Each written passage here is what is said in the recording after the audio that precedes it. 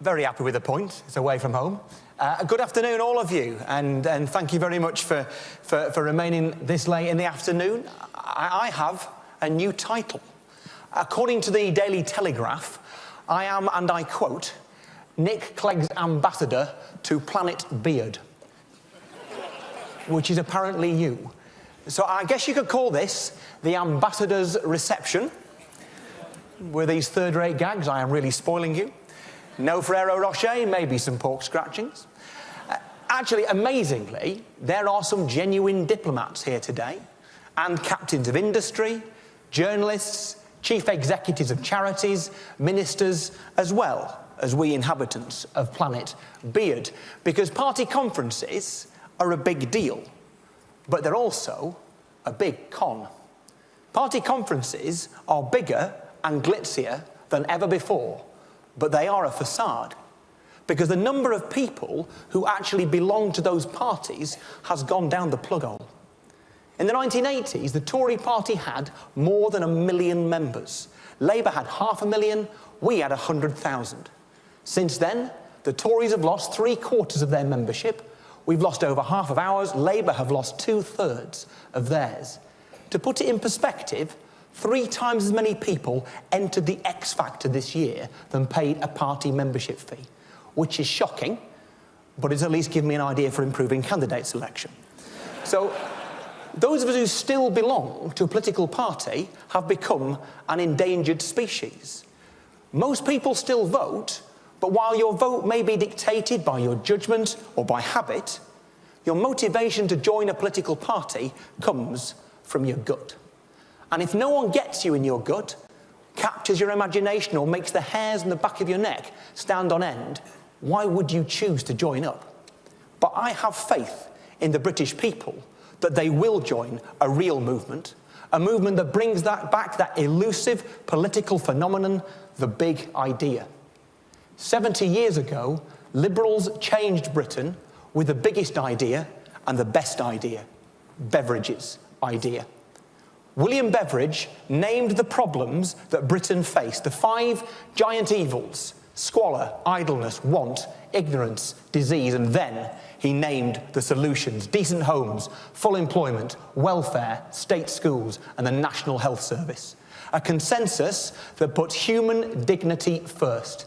A consensus that government must never wash its hands when it can roll up its sleeves. A consensus that made Britain both great and decent.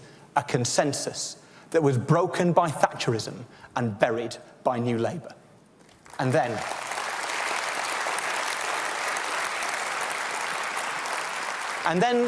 profit mattered more than people. Can-do ambition replaced by don't-care laissez-faire.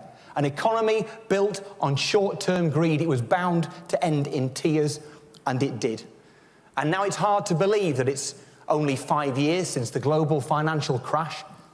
At Labour's conference, they'll blame it all on the international market. At the Tory conference, they'll blame it all on the last Labour government. And they'll both be right. But what does it matter if we don't learn the lessons and build a new consensus? What does it matter if politics and economics carries on like nothing ever happened? Liberal Democrats called it right in May 2010, and we see the evidence slowly emerging of a stronger economy with higher growth and lower unemployment. But only the complacent would think that we are out of the woods. And there's some who seem content to steer us straight back in to those woods. We still face the danger of a re-inflating housing market, unsustainable growth fed by cheap credit, and real growth thwarted for the want of skills. The economic recovery can only be guaranteed if it is built on firm foundations. Now, I am not easily impressed, but this phrase behind us is spot on, because one leads from the other. We will never have a strong economy if it is not underpinned by a fair society. The Tories refuse to understand that because they exist to promote the interests of the richest inhabitants of the square mile of the City of London. Well, we exist to promote the interests of the people living along every mile. Every 50-year-old out of work, fearing for their future. Every school leaver determined to build a career. Every family desperate for a home. The tens of millions of people we know living on what Lyndon Johnson referred to as the outskirts of hope. Those people are the reason that we must now build a new consensus.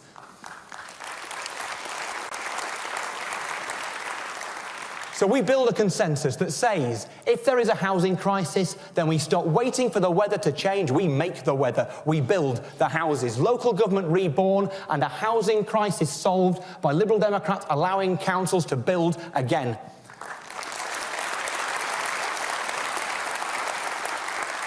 A new consensus which says that every child gets the same opportunity in life regardless of their parents' wealth or where they were born, that says that we liberate teachers to teach to inspire rather than teaching to the test. A new consensus where we value and support our teachers, our nurses and all of our public servants, not demonise or diminish them.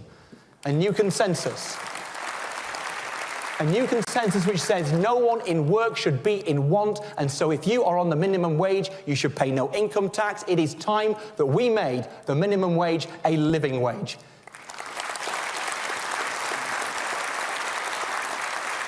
And a new consensus that no one should be thrown on the scrap heap in midlife.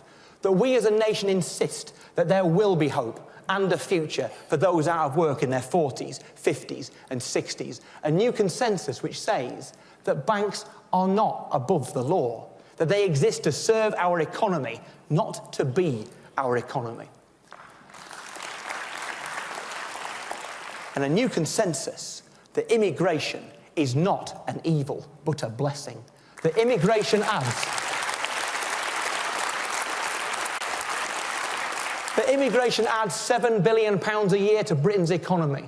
On my watch, we will not join the intolerant anti-immigration rhetoric of our opponents. Let the others preach the politics of division while they follow their focus groups. We will do what is right.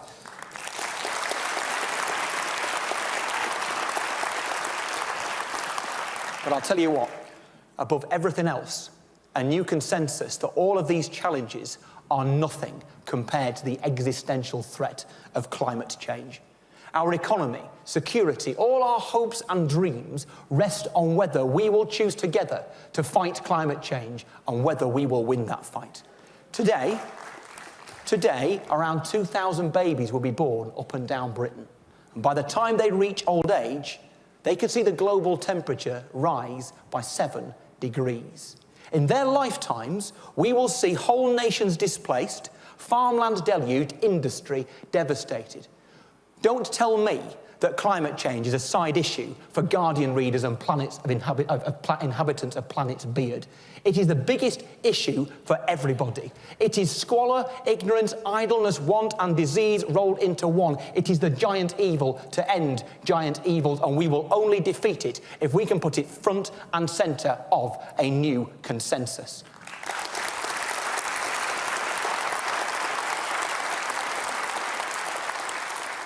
So on housing, jobs, fairness, climate change, there are always reasons to put off doing what is right.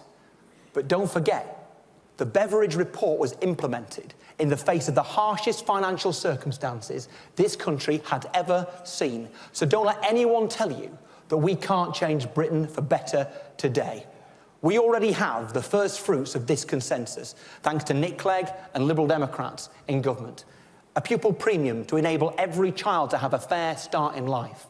A new and bigger pension to give dignity and security in retirement. The end of the shameful practice of detaining the children of asylum seekers. You did that. You achieved that. And more. From Eastleigh to Orkney, your campaigning is making Britain better, because we can only make our vision a reality if we win. So, the 2014 elections, they are a great opportunity and an even bigger threat. We defend more than 700 councillors and 12 MEPs. This is the last big test before the general election, but it is much more important than that. At stake are hundreds of campaigners who deserve to win but cannot take that victory for granted. At stake is the life's work of so many friends as we defend our final foothold in several councils, and at stake is our very presence in the European Parliament. Let's just call next May's elections challenging. So imagine my delight when Nick Clegg asked me to chair next year's election campaign. I vividly remember taking the call in April. I was in Bodmin canvassing with Dan Rogerson's mum and dad, which was lucky because I needed a bit of wisdom. Don't touch it with a barge pole, they said. But I said yes because nothing has ever motivated me more than the pundits telling us that we can't win. I understand the threat, but the only way to deal with that threat is to face it, respect it, and use your wits, your experience, and your energy to overcome it. So we've got to make certain that we learn from our successful fightbacks in Cornwall, Hull, Newcastle, and we must all understand that unless we top the poll in our own constituencies in Westminster, we will not retain our MEPs. And these European elections are the most important ever. It's not just our party's place in Europe that's at stake, it's Britain's place in Europe too. Too often, we have fought European elections without daring to mention Europe on a single leaflet. This time, that changes. We must proudly say that if you care about strengthening our economy, if you care about jobs, if you care about catching criminals, if you care about our environment, if you care about continuing almost 70 years of peace and security in Europe, if you care about Britain, then you say yes to Europe. The positions of the parties are clear. Liberal Democrats backing Britain in Europe. UKIP hankering after empire. The Tories hankering after UKIP. Labour hiding behind the sofa. And David Cameron. Look, call me soft, but am I the only Liberal Democrat who just wants him to be a bit better? I mean, if he wants to be a statesman, a bit of consistency would be absolutely brilliant. But he gets the train to Edinburgh to say better together and the train to Brussels to say better apart. Well, we say better together in both.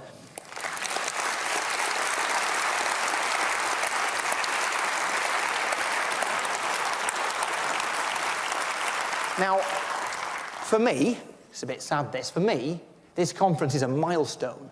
It is my 50th party conference. If you count the emergency ones, and I do. But, I mean, 50 conferences. What is the opportunity cost of that? How many foreign holidays could I have had instead?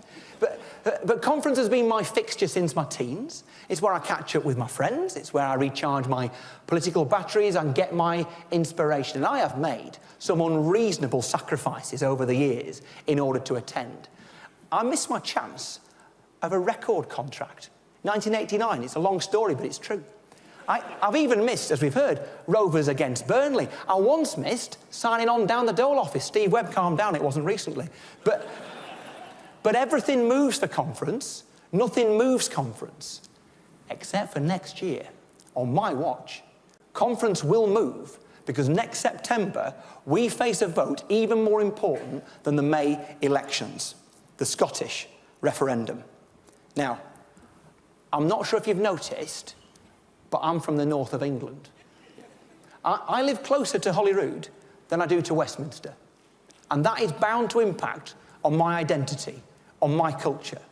The slogan of the campaign here sums up so well what I feel. We are better together. But that means, of course, that we would surely be poorer apart. And not just economically poorer. It goes far deeper than that. I don't want to get soppy, but just know that the rest of Britain would be heartbroken if you left. But my desire for Scotland to remain at the heart of the UK is based on more than affection. It's about values of community, of collective endeavour, of basic decency. If you want to know my main, even selfish reason for being so passionate that we win next year's referendum, it's because I share those values too. Those values are not just Scottish. They're my values. They're values shared by people in Cumbria and indeed in communities throughout the United Kingdom. Those of us who believe in more compassionate, caring and consensual values should stick together, not break apart.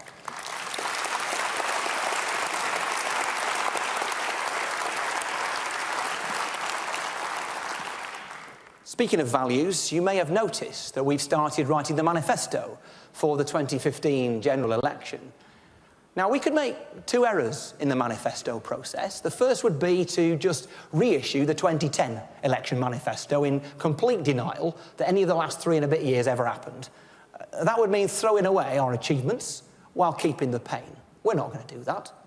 The other mistake we could make would be to let our manifesto become a pre-conceded set of compromises in preparation for potential coalition partners. So we could Tipex out of the manifesto things we think the other parties won't like decarbonisation targets, higher taxes for the wealthy, a sane policy on nuclear weapons. Well, not while I'm president. If we end up in coalition negotiations, that's when we compromise. We do not compromise when we write our manifesto. We negotiate on our terms from our strongest position and not from a halfway house.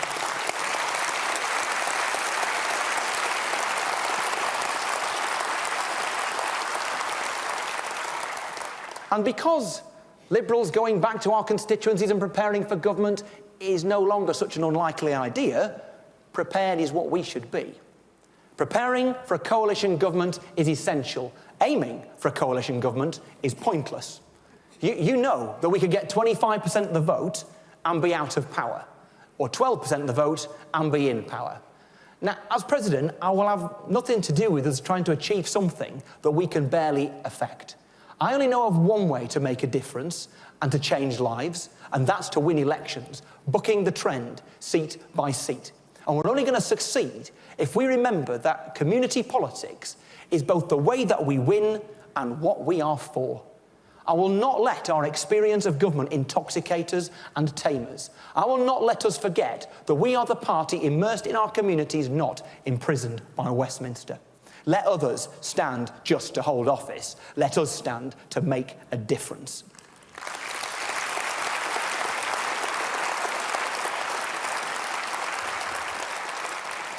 So I wonder how many folks rescued from poverty in London, Manchester, here in Glasgow, know that they have Beveridge to thank. The answer is that it doesn't matter. Life is short, and we will all be forgotten. But each generation still leaves a legacy, and you can be sure that does matter. We remember the legacy of Beveridge not because we are sentimental, but because we are determined that the legacy of this generation will also be one of actively meeting the needs of our fellow human beings. They need homes, so we will build homes. They are in want of work, so we will make it our business to help them to find it. They need care, so we will make sure they get the best. There is no stronger economy if there is no fairer society. Otherwise, we waste the talents of millions of people who could make our economy stronger. I was brought up in a terrace house in Lancashire in the 1980s, raised by a single mum who was unemployed from time to time. Half my friends' parents always seemed to be out of work. Unemployment, no prospects, bad housing, need, a constant struggle to get by. They were not the findings of a report that I read. They were the everyday things I saw around me. And the thing that struck me most of all when I saw the absence of work and the absence of hope was what a waste.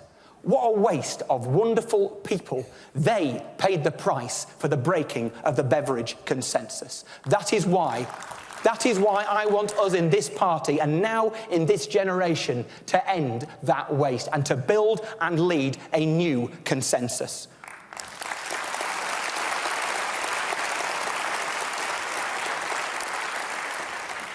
What an audacious, presumptuous thing for Beveridge, a man who was only an MP for a single year, a member of the third party, to raise his eyes beyond what was thought possible towards what he knew was vital. Britain owes him so much, And we owe it to ourselves and to our country to revive his legacy, to extend his legacy, to have the audacity to go over the heads of the other two parties to the people in our country and stake out a new consensus that says that Britain can be prosperous, innovative and successful, and Britain can be generous, decent and fair. Not more of the same. Not more of the same, but a movement for change, a new consensus. That is our vision, my ambition, the Liberal Democrat mission. If you want to know who we are, this is who we are. If you want to know what we are for, this is what we are for. If you want a reason to give us your vote, this is that reason. Come and join us. Thank you.